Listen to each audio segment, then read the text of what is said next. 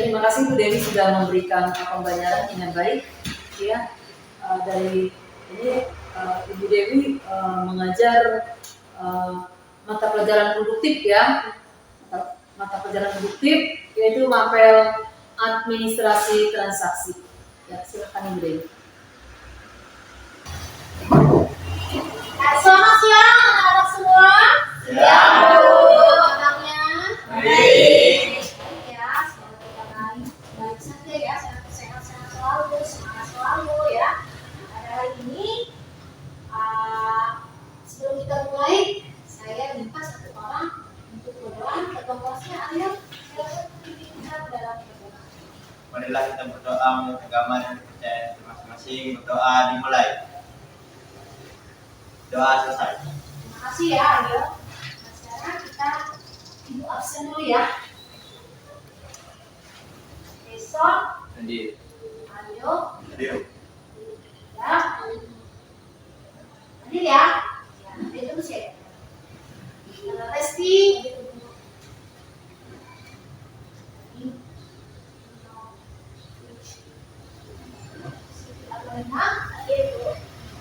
Novia lagi aku lawannya. Hadir ya. Ini apa itu? Alfa. Alfa. Mary, Fitri. Baik, sebelum kita memasuki materi kita pada hari ini, mungkin ada yang ingat materi kita minggu lalu. Silakan Bapak. Ya. Tentang mesin pembayaran tunai dan non tunai. Ya. Nah, mesin pembayaran tunai dan non tunai. Nah, kalau minggu kemarin kita mempelajari mesin pembayaran tunai. Ya. Apa itu? Pembayaran pengertiannya, ingat nggak kita?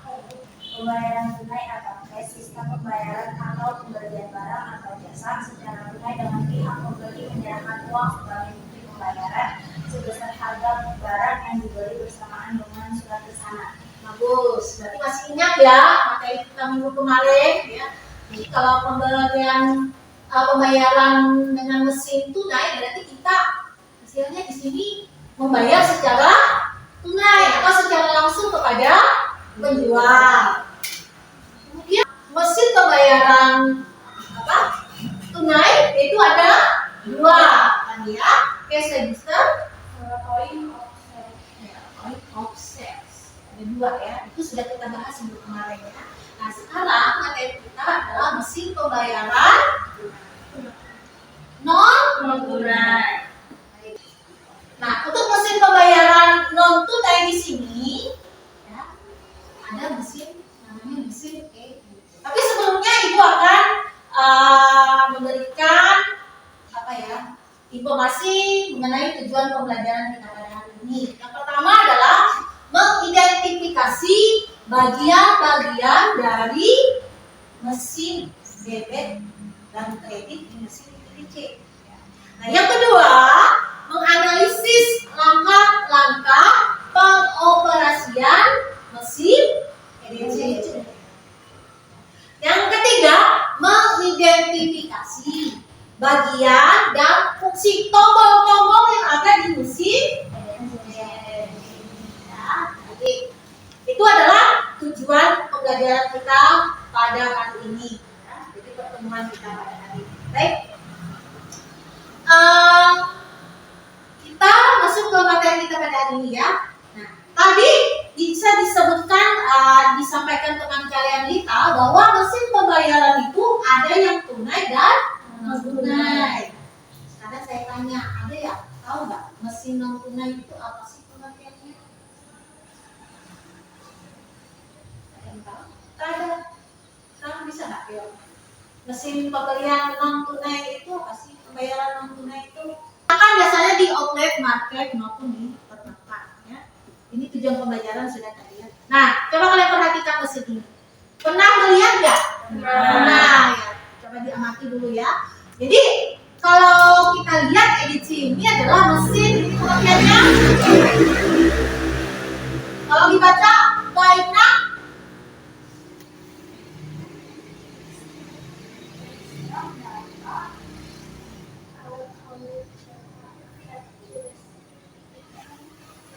Nyari.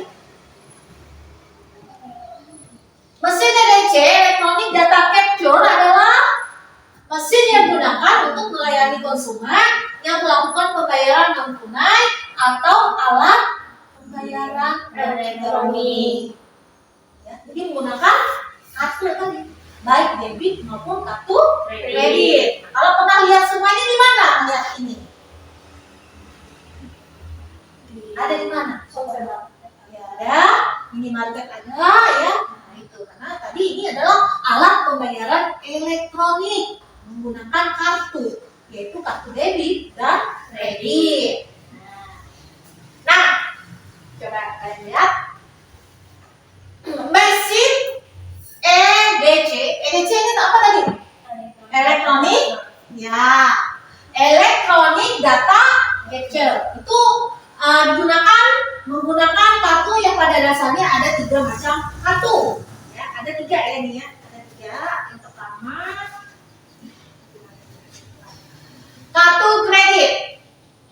Kartu kredit.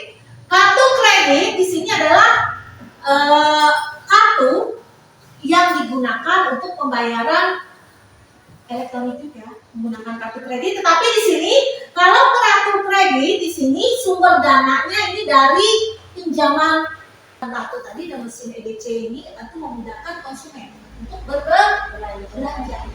Artinya tidak harus membawa banyak uang di saku ya, seperti itu. Kemudian yang kedua, mesinnya sangat menghemat waktu ketika sedang berbelanja.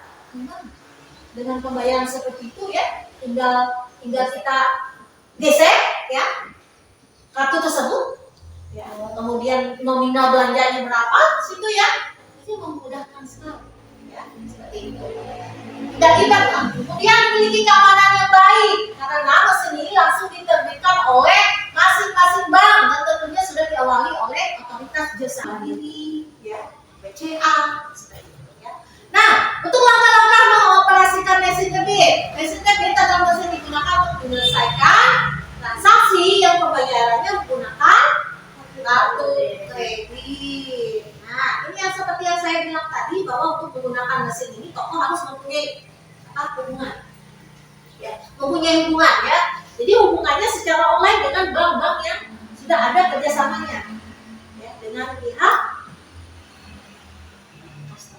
atau itu misalkan di market ya. Ini langkah-langkahnya setelah menyelesaikan transaksi pembayaran tadi, ada beberapa langkah yang sama. Pilih menu pembayaran. Nah, dalam menu yang pilih adalah menu debit ya. Kemudian masukkan jumlah transaksinya berapa, misalkan 1 juta. Kemudian tekan enternya di sini hijau ya, karena kan biasanya kalau kita pembayaran kan dikasih nih kita pinnya berapa gitu kan. Nah, pinnya kan kita sendiri yang tahu berapa pin kartu kita ya. Nah, setelah itu, setelah warna hijau, swipe gesekan kartu kredit, gesek. Misalkan digesek untuk mesin EDC ini, ada yang digesek di samping, ada yang memang dimasukkan di bawahnya. Kalau yang digesek di samping itu agak jarang sudah sekarang ya. Semakin canggih teknologi sekarang ya, karena kalau gesek ini itu kelemahannya bisa apa ya? Iya, kartu rusak. Anda sering digesek, nanti tergores nomor pin dan sebagainya ya. Nah, kalau ini kan tinggal dicolok, dimasukkan aja di bawah itu.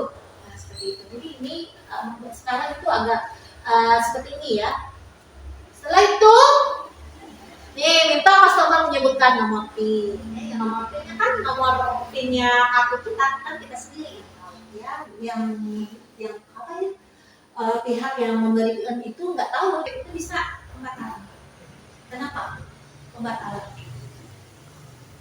Mungkin ada apa ya di situ ya, pembatalan, mungkin jumlah nilai apa? Nilai belanjaannya atau uangnya salah atau apa, kan bisa itu dikatakan ya. Jadi di sini tekan angka 4, masukkan password, masukkan flash number, tekan enter, jika transaksi benar, tekan tekan enter, jika salah tekan clear. Ya. Jadi hampir sama nih cara kerjanya sama kita di mesin ATM ya. ATM pun ada clear, ada pembatalan. Pembatalan misalkan salah tujuannya kah, ya, salah jumlah nominal uangnya kah, salah bank dan sebagainya. Kan itu ada. Pembatalannya apa biasanya? Cancel ya. Ya, jadi ya seperti itu. Jadi hampir sama sih cara kerjanya sama yang di ATM. Manual. Nomor kartu sesuai yang tertera di kartu debit. Nah, itu bedanya ya. Jadi bedanya debit dan kredit tadi ya. Jadi agak langka bedanya untuk operasinya tadi detik ya yang lebih lebih banyak langkahnya dibandingkan dengan mesin kredit ya. Karena kredit ini dia kartunya bukan kartu yang kita pakai untuk kredit, tidak ya. Kan kartu kredit tadi kita pasti punya pinjaman di bank. Nah kalau debit tadi kartunya itu adalah uang tabungan kita. Itu bedanya debit dan kredit. Dan kartunya pun beda. Kalau yang biasa itu yang debit itu adalah kartu yang digunakan untuk kita biasanya untuk menarik uang dari terminal di ATM. Nah kalau dia kartu kredit itu nggak bisa digunakan di ATM. Kan ada jenisnya. Ada yang master bisa atau ada yang BCA. Master bisa karena dia kartu kreditnya ya. Nah, ini pesan-pesan yang muncul dalam mesin debit. Ya, yang pertama, debit no, processing no. Ya. Artinya, sistem sedang mengirimkan data transaksi ke bank mendapatkan persetujuan. Ya. Jadi ada banyak pesan-pesan yang ada di mesin sekecil itu. Ya. Jadi bukan hanya kita bayar langsung kalau ketik jumlah nominal uangnya langsung kita enter, bukan. Ada banyak pesan-pesan yang di dalam mesin edisi itu. Nah ini pesan yang pertama. Yang kedua, approval ya, artinya rekening nasabah telah didebit atau dikurang dan transaksi sel atau penjualan telah berhasil meskipun kartu transaksi tidak tercetak oleh dealer. Nah pesan yang ketiga, invalid transaction decree, artinya transaksi ditolak. Bisa ditolak biasanya. Ada beberapa alasan kenapa ditolak. Ya, saldonya tidak cukup. Atau kalau kartunya expired. Ada alasan. Kartu itu bisa expired loh. Iya, blocking. Benar, seperti itu. Bisa ditolak. Ya. Ya, silakan ada yang ingin bertanya. Iya, silakan. Jelaskan fungsi tombol mesin kredit. Fungsi tombol Kredit. namanya siapa? Aryo. Aryo. Mungkin ada yang mau menanggapi sebelum ibu jawab pertanyaan si Aryo. Bagus ya pertanyaannya. Jelaskan fungsi Tombol mesin kredit. Nah, fungsi tombol dalam mesin kredit ini gunanya dia membantu apa? Membantu kemudahan. Fungsi-fungsinya di sini ya. Jadi membantu kemudahan kenyamanan saat bertransaksi ya. Jadi dengan fitur-fitur yang ada di dalam mesin EDC tadi itu membantu ya, memudahkan dan kenyamanan di saat kita bertransaksi dengan menggunakan kartu kredit. Jadi strukturnya ini bukan hanya satu biasanya.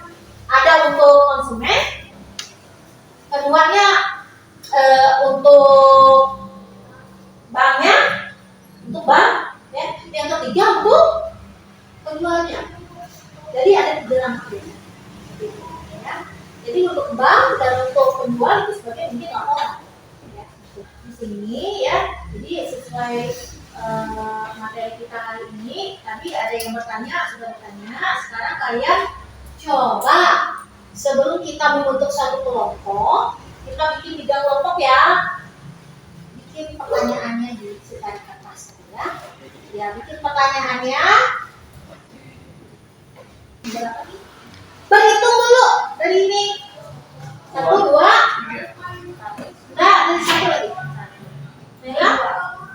3. Satu lagi. Dua. Tiga. Sekarang yang nomor satu tadi gabung dengan nomor satu. Dua gabung dengan dua. Tiga gabung dengan tiga. Satu gabung dengan Fitri. Dua bergabung dengan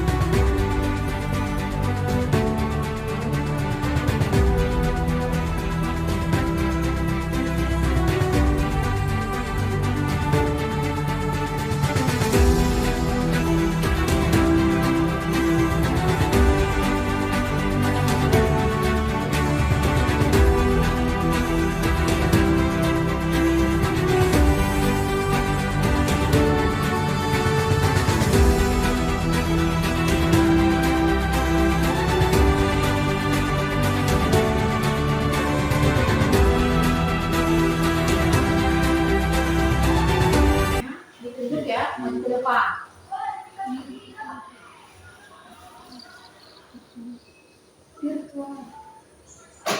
Alat mesin pembayaran virtual ya. Mesinnya yang ini mesin apa? Mesin naik. Bagaimana ya tadi?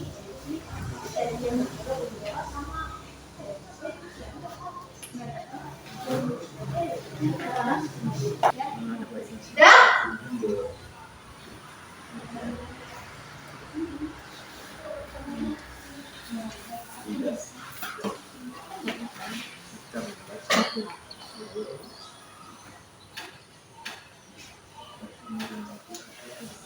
Ada yang sudah?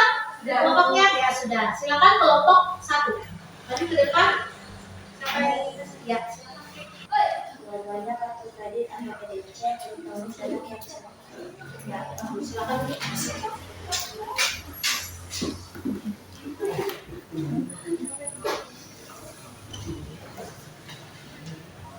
Jelaskan langkah-langkah mengoperasikan mesin debit atau EDC.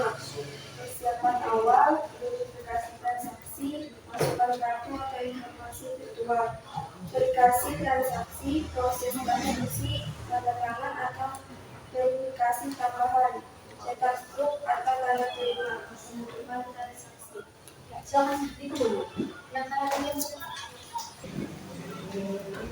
ya, dari hasil ketiga kelompok ya, dengan pertanyaan-pertanyaan tadi dan pertanyaan ini dibikin kalian sendiri ya, dijawab juga sendiri. Bagus ya, jadi tidak ada yang salah, tidak ada yang keluar dari materi kita ya. Jadi bisa disimpulkan di sini bahwa ya, yang dimaksud dengan debit kartu kredit atau EDC adalah di kelompok Arya tadi. Aryo. EDC elektronik data blok komputer adalah mesin yang digunakan untuk melayani konsumen yang melakukan pembayaran non tunai atau alat pembayaran elektronik. Ya, bagus ya. Jadi bisa disimpulkan di sini bahwa untuk pembayaran, ya, pembayaran itu ada pembayaran tunai dan non tunai. Nah, yang kita bahas pada hari ini adalah pembayaran non tunai ya. Non tunai, jadi pembayaran non tunai tadi salah satunya adalah mesin kartu. Ini kelompok CPT tadi kartu kredit kan?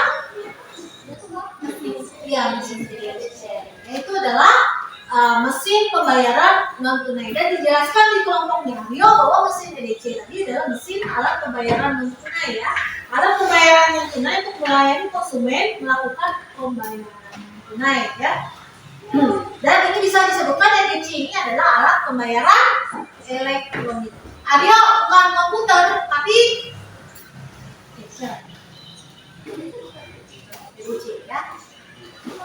Ini bukan komputer tapi baik, setelah itu, setelah tahu apa saja jenis ini kita berhubungkan ya, setelah tahu jenis-jenis atau macam-macamnya mesin EDC tadi, kemudian langkah-langkahnya kelompok Cinderella tadi. Langkah-langkah yang pertama adalah persiapan awal. Yang kedua, Identifikasi transaksi. ya yang ketiga, Masukkan kartu atau informasi virtual. ya yang keempat, Verifikasi transaksi. ya selanjutnya, Proses transaksi. Tanda tangan atau verifikasi tambahan. Cetak slip dan tanda terima. Dan penutupan transaksi. baik. Ya. Jadi setelah kita pelajari dari awal tadi ya, dari pengertiannya, kemudian jenis-jenis fungsi apa tombol-tombol yang DTC, kemudian langkah-langkah pengoperasiannya, beda kartu debit dan kredit ya, itu semua sudah kita sampaikan pada siang hari ini. Nah, sebelum kita mengakhiri ya materi kita hari ini, Ibu akan memberikan post test. Post testnya ini ya tolong dicatat.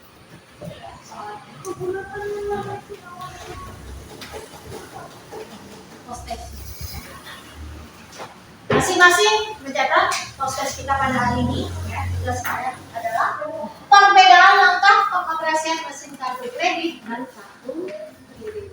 Tadi kan sudah saya jelaskan ya langkah-langkah pengoperasiannya baik itu kartu debit dan kredit. Kalau kartu debit langkah-langkahnya apa saja, kartu kredit langkah-langkahnya apa saja.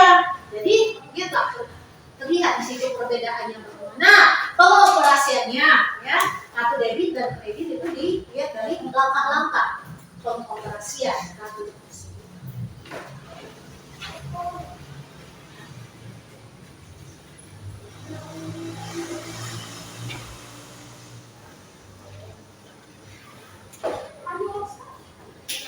Nah, kalau sudah ya itu dikerjakan dan saya akan memberikan gambaran materi kita untuk pertemuan selanjutnya ya atau pertemuan ketiga ya pada minggu depan ya, masih tentang pengoperasian mesin pembayaran kredit dan tunai dan non kredit ya, masih itu ya materi kita, pembahasan kita. Tetapi untuk minggu depan kita akan memperlihatkan videonya bagaimana cara pengoperasian dari mesin EDC. Ya. Baik, silakan dikerjakan. Ya, dikerjakan ya. Jadilah. Baik, sebelum kita mengakhiri pelajaran ini ya, saya akan memberikan kesempatan lagi, mungkin ada yang ingin bertanya atau sudah jelas semua atau paham semua tentang post testnya, tentang materi-materi yang disampaikan tadi. Jelas ya, atau paham ya? Atau gimana? Ada yang kurang paham? Jelas ya? Terima kasih. Berarti tadi semua sudah menyimak ya apa yang Ibu sampaikan. Itu tolong dipelajari karena di depan masih tentang pengoperasian mesin pembayaran non tunai. Ya, minggu depan kita akan melihat menonton sama-sama bagaimana video pengoperasian dari mesin EDC. Baik, sebelum kita pulang, kita berdoa dulu. Saya minta tadi di awal ketua kelas, sekarang wakil ketua kelas, kita silakan mimpi doa untuk kita pulang. Teman-teman, adalah kita berdoa menurut agama dan kepercayaan kita masing-masing. Berdoa dimulai.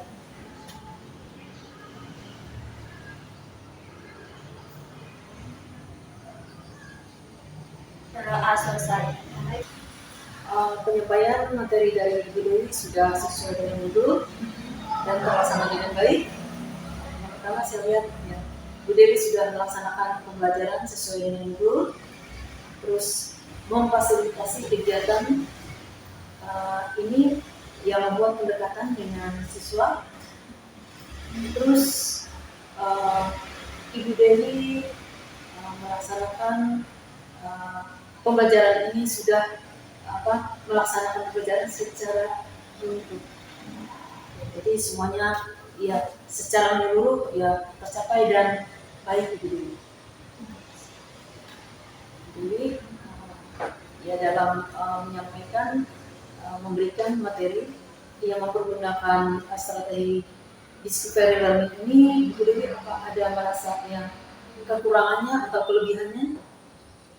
Iya, saya lihat dari kelemahan atau kekurangan dari kalau strategi pengajaran discovery ini ya, biasanya adalah yang pertama itu jadi kegagalan mendeteksi masalah ya, dengan adanya kesalahan antara guru dan strategi. Jadi mereka kurang paham ya apa yang menjadi maksud dari guru ya. Seperti itu. Yang kedua, tidak semua peserta didik itu melakukan namanya penemuan atau jawabannya. Jadi yang beberapa orang yang mungkin lebih aktif ya, lebih tahu maksud dari pelajaran ini. Kemudian yang ketiga, kelemahannya adalah tidak berlaku untuk semua topik pelajaran. Karena di sini ada beberapa topik pelajaran yang mungkin tidak sesuai dengan strategi ini. Itu kelemahannya ya. Pelajaran saya ini tepat sekali karena di sini mereka mengajak mereka berpikir, menemukan hal-hal baru dalam tadi seperti materi saya tadi adalah tentang alat transaksi pembayaran non tunai yaitu EDC. Mungkin ada beberapa orang yang masih belum tahu mesin EDC itu apa, pernah lihat tapi tidak tahu cara fungsinya, langkah-langkahnya, kemudian penggunaan tombol-tombol itu ya, karena dalam mesin EDC itu kan ada banyak tombol-tombol atau jenis perintah yang ada di situ. Jadi ini adalah ada topiknya saja yang bisa menggunakan strategi pembayaran dan strategi itu dari kekurangan atau kelemahannya. Dan dalam kelebihannya, yang pertama itu adalah membantu peserta didik, ya, peserta didik tadi dalam memperbaiki kemudian meningkatkan keterampilan, ya, serta proses-proses kognitif pengetahuan, ya, yang diperoleh melalui discovery tadi, discovery learning, ya. Jadi artinya mereka mampu menguatkan pengertiannya, kemudian ingatan mereka, ya, karena di situ tadi intinya discovery learning ini adalah melakukan penemuan dan kemudian transfer pengetahuan yang mereka awalnya mungkin tidak tahu dan akhirnya mengerti atau paham, ya. Jadi di sini artinya menimbulkan rasa ingin tahu itu, ya, ingin tahu itu sangat penting dari strategi discovery learning seperti itu. Jadi ya berhubungan dengan apa yang sudah Ibu Dewi katakan tadi, ya dari ya kalau saya lihat, saya dengar dari Bu Dewi dan saya lihat tadi bahwa strategi discovery learning ini kalau ditimbang dari kelemahan dan kelebihannya banyak kelebihan. Ya. Jadi ya ini Bu Dewi yang dia tidak ada nanti dia bisa sempurna, yang artinya walaupun tidak sempurna mungkin mendekati yang memang kategori sempurna. Pertama dari kelemahannya tadi, yang pertama ya Bu Dewi bisa nanti ya proses belajar dibuat secara terstruktur dengan ya dalam tadi pembentukan kelompok dengan hati-hati. Terus yang kedua, karena siswa ini memiliki ya, pengetahuan dan keterampilan yang berbeda, jadi Ibu Dewi ya dalam hal keterampilan awal ini ya untuk belajar Ibu Dewi bisa memilih, ya. Dan selanjutnya ya dari keseluruhannya Ibu Dewi bisa memberikan dukungan yang dibutuhkan oleh siswa untuk melakukan penyelidikan. Dan terakhir Ibu Dewi bisa bersama teman-teman bisa sering dan kolaborasi dengan teman-teman sejawat. Ibu Dewi, terima kasih Bu Dewi Sama-sama sudah memberikan pembelajaran dengan baik dan sesuai dengan harapan